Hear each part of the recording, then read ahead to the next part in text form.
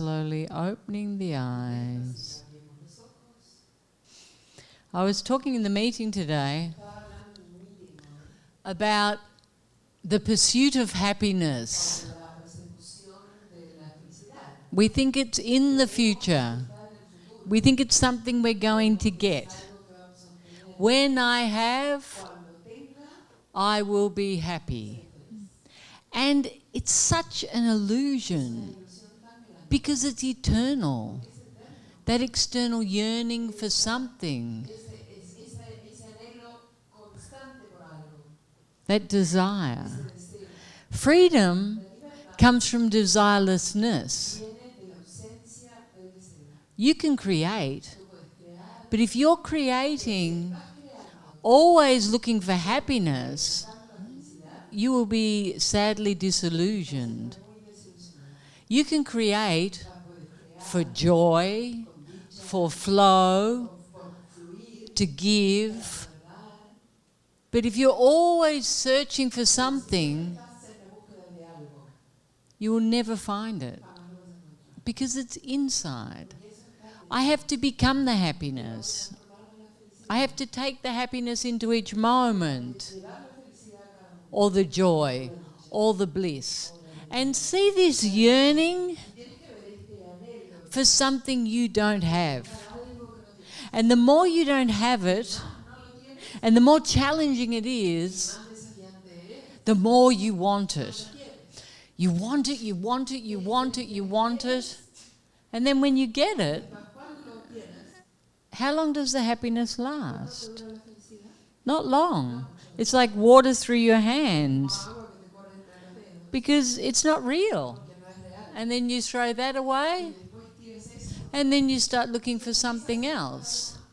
And I guess a lot of you got to this point.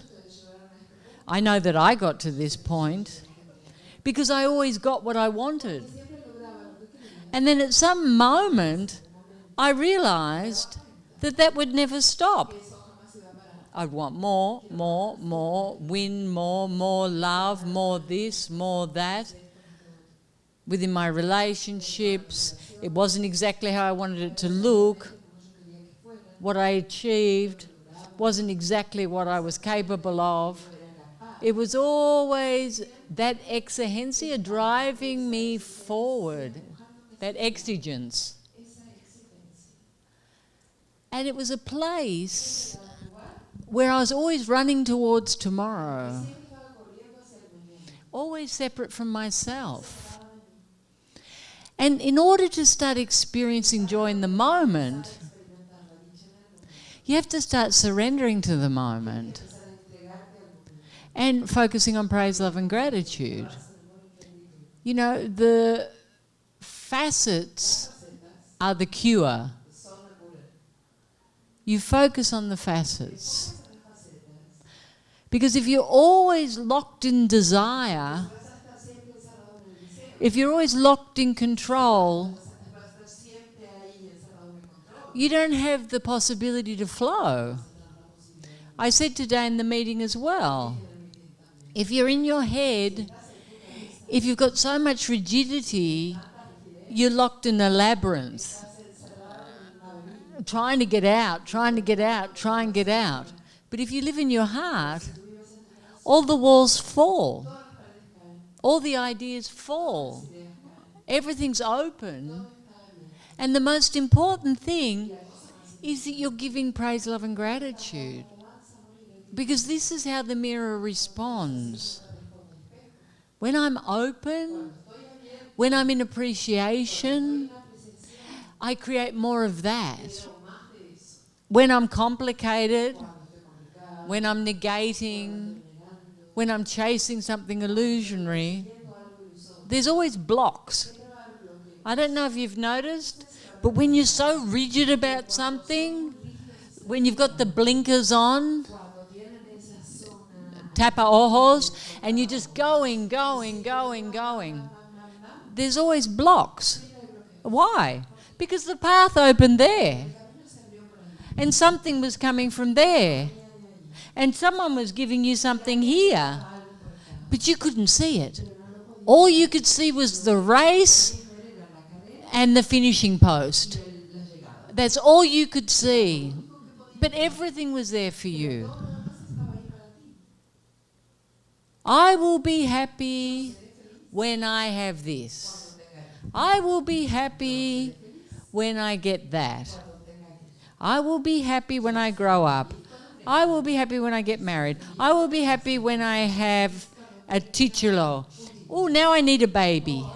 Now I need to organise my retirement. When I retire, I'm going to travel. I've got everything organised so that in the future I will be happy. When the baby grows up and it leaves school, I'll have more money. Then I'll be happy. Then I'll be able to go on a bigger holiday. And you have to see that you are missing each precious moment.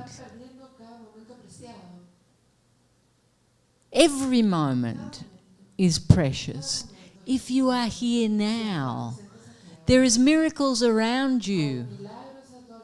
If you are here now, they're not coming in the future.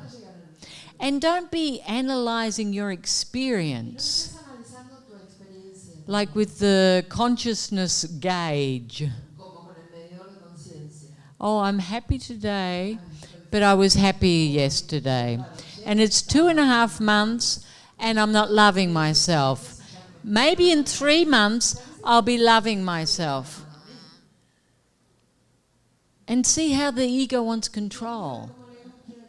It's not just willing to be here. You know, flowers take time to open, but you expect a miracle with yourself. You know, if you're looking at the bud of a rose, you're not going to be doing this. Come on, hurry up, hurry up, hurry up, hurry up. Come on, quick, quick, bring some water, come on. Okay, fertilizer. Come on, more sun. Put it out here. Oh, here we go. More sun. Come on, hurry up. Why won't this rose bloom? Why? Because it's not ready. It's not ready to bloom. It will bloom when it wants. It'll bloom when it's ready. And then the perfume will be so sweet, so unique. And it will be giving that. But that's what you're like with your consciousness. See this. Everything hybrid, everything that man creates for quantity. I don't know if you've noticed, but there's something missing. There's always something missing. Don't do that with yourselves. Don't try to mimic something else. Just allow your consciousness to bloom and know that your perfume is going to be different to hers and different to hers and different to his, and it's all going to be exquisite. So how can we enjoy creation if we're not enjoying ourselves? How can we see the miracle if we can't allow our own miracle? How can we? We can't. We can't. So be here. You know, when we're doing the witnessing, be here. When you leave the witnessing, be here. You don't have to be in nature. That's just another illusion. Oh, I'm in nature. I'm experiencing peace and love. I feel the same in the periférico in DF. It makes no difference to me. You could stick me right in the middle with all the smog, everything, and it wouldn't affect me. I would experience exactly the same as I do in the bosque or on the beach with my horse. or talking to you. That's freedom. It doesn't have to have a certain box. So put all your ideas down, all your identifications, all your needs.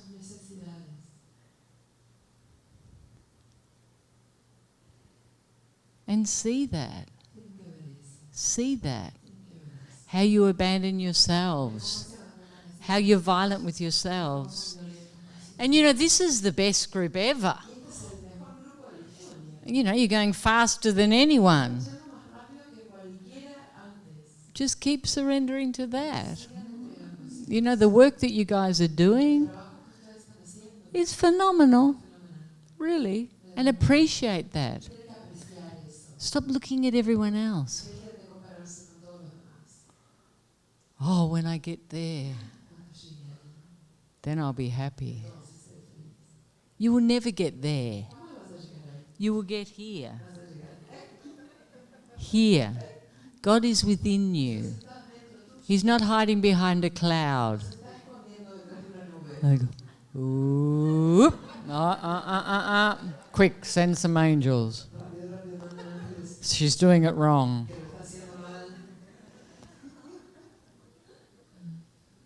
And appreciate that too. Your divinity. Most humans aren't in touch with it. They're still like this, waiting for a miracle. You guys are the miracle. Next question. Oh, that wasn't a question. Telio. Okay, give me a question. I was wondering if you could talk about the difference between expression and reflection. When one expresses, there is a charge, and that means you're projecting. If there's an energy behind it, like if I give you a reflection, it comes from my heart. It comes from a clean window. But often, when we're full of stress, or we haven't liberated everything, there's a violence behind it. And that's an expression. And that's why I say it's so important to move your stress before you project onto other people. Because it's always your stress. And when you receive a reflection or give a reflection, your heart opens. And the person receives it in silence because it goes straight here. But if they're defending, it's because it's not clean. Okay? And in your situation, at this point in your process, it would be very rare that you were giving a clear reflection that didn't have something attached to it. You know, if it's coming from you.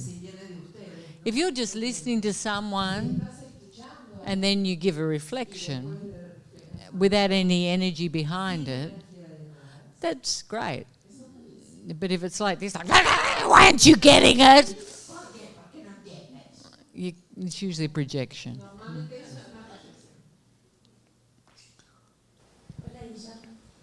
Hi, Isha. 1 year ago, I went for the first time to Uruguay, to Isha Center there. And it was few months that I separated from my husband.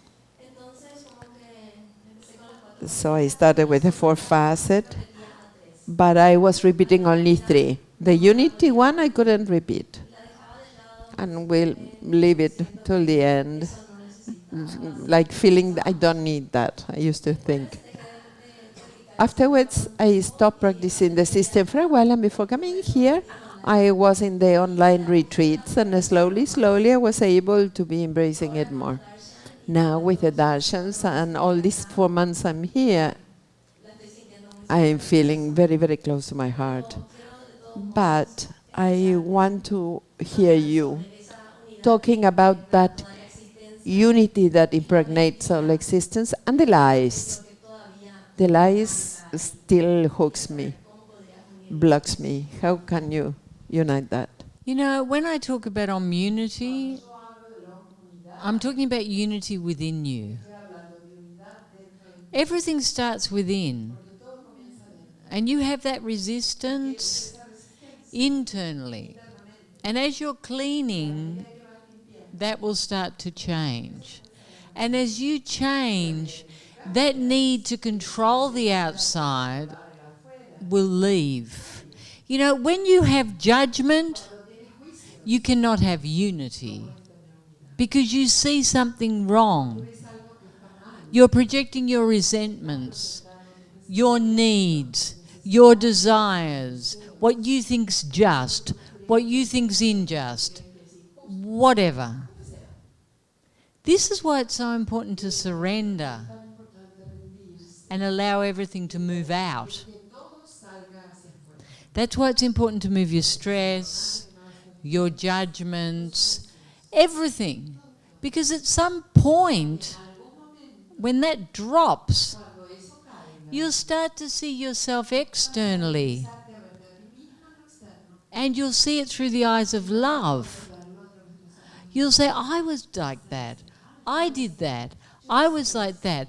But instead of having a judgment, because it's still within you, you will have compassion. You know, when I listen to you guys, I've done everything you do, and much worse. And I don't feel judgment with any of you. I feel love and compassion, because there by the grace of God go I. It's me. And this is the point when you'll start to experience unity. Unity physically is the marriage from the base to the crown. The masculine and the feminine. That's what happens energetically. That's why I have that attention point. Okay, it's provoking that. But it's also a process. Opening all the chakras, it's not like this mystical thing.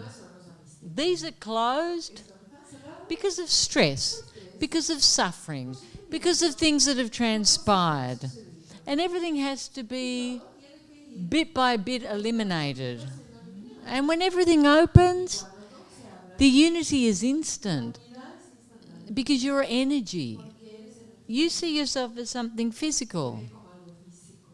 It was like what Max was saying the other day. He said, I'm looking through my eyes and I'm seeing that I am not that. I'm not my body. I'm not the outside. I am my consciousness. I don't even know if he's come to that point, but he's starting to experience the witnessing. You know, so it's a longer process. But this is why it's so important to let go of your judgments, to let go of your resentments, to let go of everything. Because we hold on to them like they're precious. And we like them. One of the boys today said, I felt love for my father. But then I started feeling resentment because he didn't look after me financially. So why would you go back to that point? For all your life, you've hated your father. Energetically, you open and experience love, and then you pick up a reason, a stupid reason, a reason of suffering to close again. So we have to go again. And this desire for people to change so we feel loved is so immature. People do what they do. People demonstrate love, however they demonstrate. Love is your responsibility. It's your responsibility. You know, and some people love so much. I had that capacity. Just to love to such a point, and they expect it back. And see that too. See your level. If you loved me, because I love so much. I'm talking about before, not now. Yeah, and see that too. You have to keep letting go of the conditions, because we have so many conditions. And you read all these stupid books and women's magazines, and if they loved you they'd do this, and if they loved you they'd do that. And how do you expect people to love you when they don't even love themselves? They're just programations. They're just ideas. But they're not real. Love has no conditions. So you're talking about unity. First thing you have to let go of is your resentment with your husband. That need. That he didn't fulfill his commitments. He was unfaithful. You have to let that go. Because that defines him. It doesn't define you. So why are you suffering? He's not suffering. But you're suffering. Because you want to change him. You have to let him go. Such a freedom in letting go of the old. So amazing. And the quicker you let it go, the quicker everything grows. Walk towards your fears. Let go of your resentments. Just love. Because it defines you, not other people.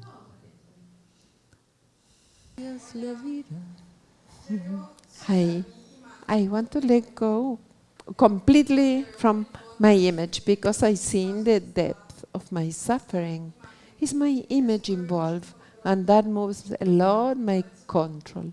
Can you talk about that? You know, I think you're doing it all the time.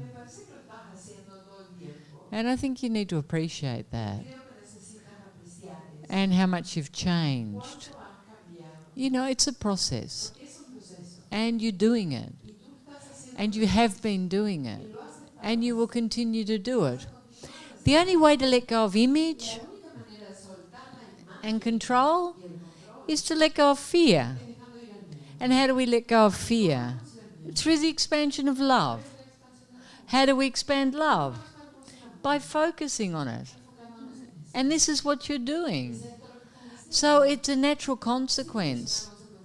The more you focus on love, the more security you feel, the more capacity to flow, to appreciate, to give.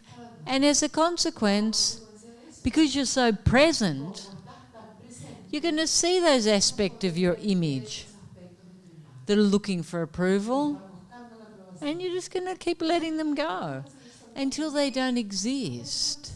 But you have to be here. You can't fix something in the future. It's an illusion. You can't change the past, but you can let it go.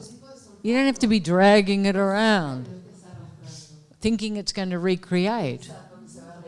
Like you're worried, I go to Colombia and my boyfriend's going to be a drunk again. Or your husband. I mean, that's such an old moment. But that thought comes. And it's a stupid thought. You need to be here.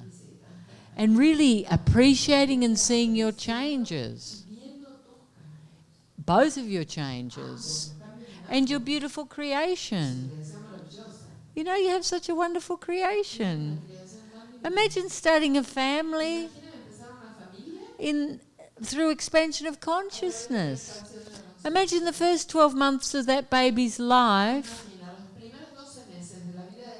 was in this environment. Everyone loving and giving. Like, where else could you start that could have been better than this? And you have to see that because you're perfect and you're still looking at what's wrong with you. And there's nothing wrong. It's a process. It's not a magic wand. Remember the flower. Just remember the flower. It opens when it's ready. And yours is already three-quarter open. Sure. Hola. Hi. Thanks. I give thanks to life to be here in this wonderful process. It's too intense for me. And my question is, when I will empty my cup of the judgments, the dramas, and the fears, do you think I will be able to find that subtle point with my consciousness complete, human, and not feeling these judgments or this program anymore? That's the whole objective. But just be here. And enjoy the intensity. This is the human experience. You know, you think this is intense. Imagine 20 years ago how intense your life was. I mean, we were insane when we were young. But really crazy. And look back at that. And see how far you've come. How much you've grown. How amazing you are. How you've matured. And yes, you're in an intense process because you're letting go of all the locura that happened before. So it's all coming up. But in this moment, nothing's happening. Nothing's happening. You're just letting it go. And you have this innate joy. Dicha. It's there all the time. And it's coming more and more to the surface. And the contractions are getting smaller and smaller. And really focus on that. Give appreciation. You know, think of the people in the world, and this isn't your parents saying, and in Africa the kids don't have any food, eat what you've got. It's not that. But start to appreciate what you have instead of focusing on what you don't have. And everything will change. Yeah? Good. Can you talk about sexuality? I'm afraid and have judgments and taboos. And I don't accept the intimate part of my body, and I don't enjoy the moment for all that. And because I'm always in my head. Well, you must have stress there. Have you had something that's happened? So you just have judgments. You have your religious judgments. Something's happened. It might have been something stupid. Obviously something has given you a judgment against your body. And you will find that. And you will let it go. But it's something that's very ingrained in many people. But as you start to expand your consciousness, you'll start to relax and you'll start to let go of that. You know, just open to receive.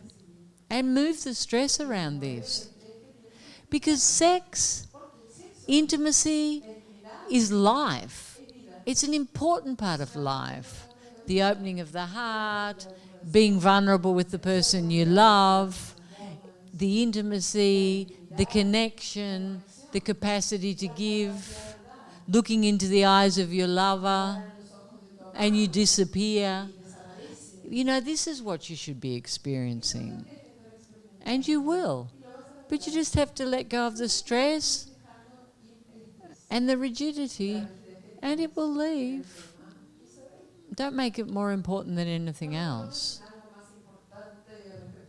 People have stress around money, people have stress about sex, people have stress about their faces, their jobs, they're intelligent.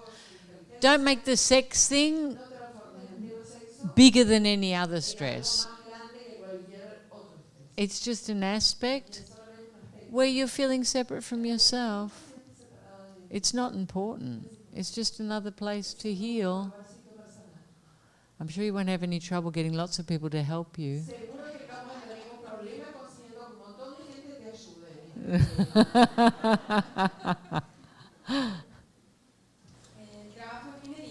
I work in minery, and sometimes that is complicated because the time frames I have. Because work is 90% men and 10% women. When you talk about giving a yes to everything, now that I have to go back to my country looking for a job, how do I put that yes in places that sometimes I feel little? I don't think the yes has anything to do with feeling small. If you start to say yes, you're going to start to walk through your fears. And you're putting too much attention.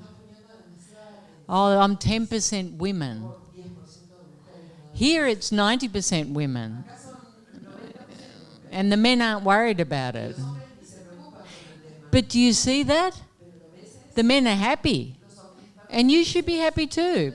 You said you wanted to get married and have children. You just told me in the meeting. So God's given you this perfect opportunity and you're complaining. I know. And this is my point. You've got the blinkers on. Here is my idea. And they're just ideas. As you start to say yes, you start to open to all the unlimited possibilities.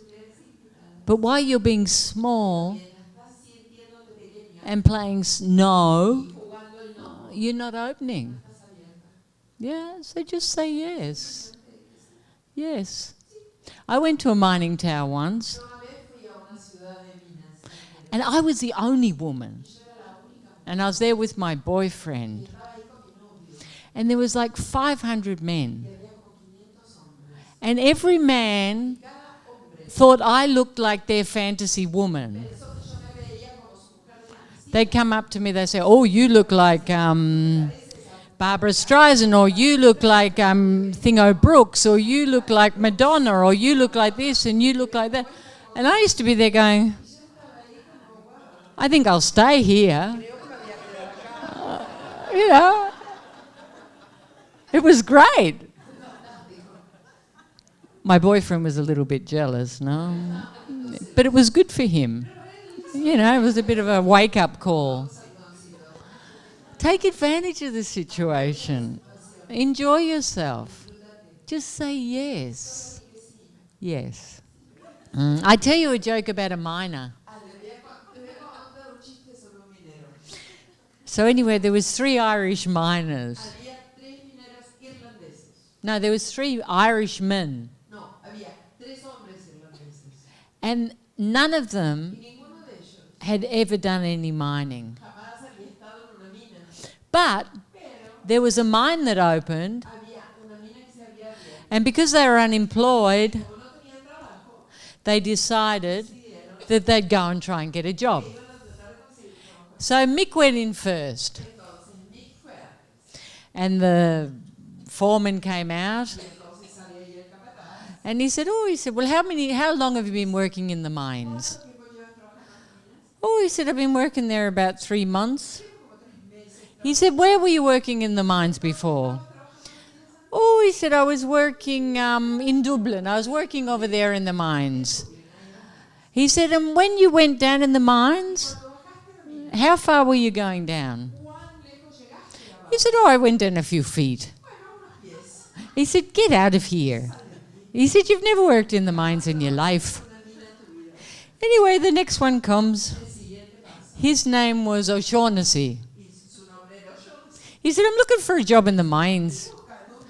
And the foreman looks at him. He says, okay. He said, well, how much experience have you had? He said, I've worked in the mines all my life. He says, it's all I've ever done. He said, I worked in the mines, my father worked in the mines, my grandfather worked in the mines, my great-great-father and father was a leprechaun. You know, I'm a mining man. And he said to him, he said, so how far have you been down in the mines? He said,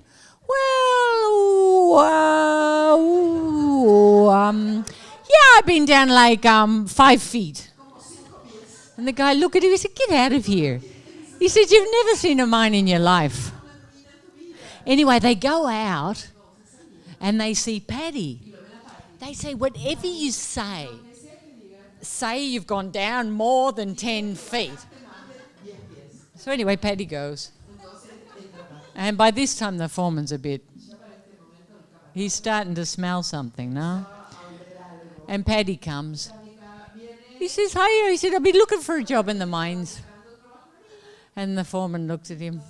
He said, yes. And he said, have you got much experience? Oh, yes, I've been working in the mines all my life.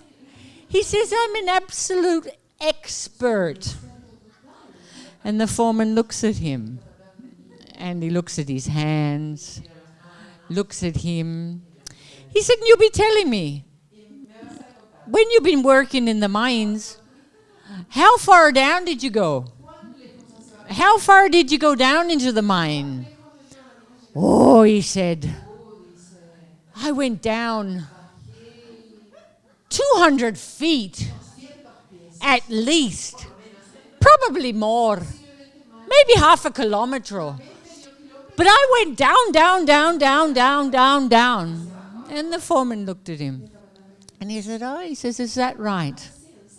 He said, and when you went down this 200 feet, he said, what sort of light did you use? He said, no light. I was always on the day shift. Gracias. Come visit our webpage for books, movies, and our wonderful retreat centers. Isha's simple yet powerful system is transforming lives around the world.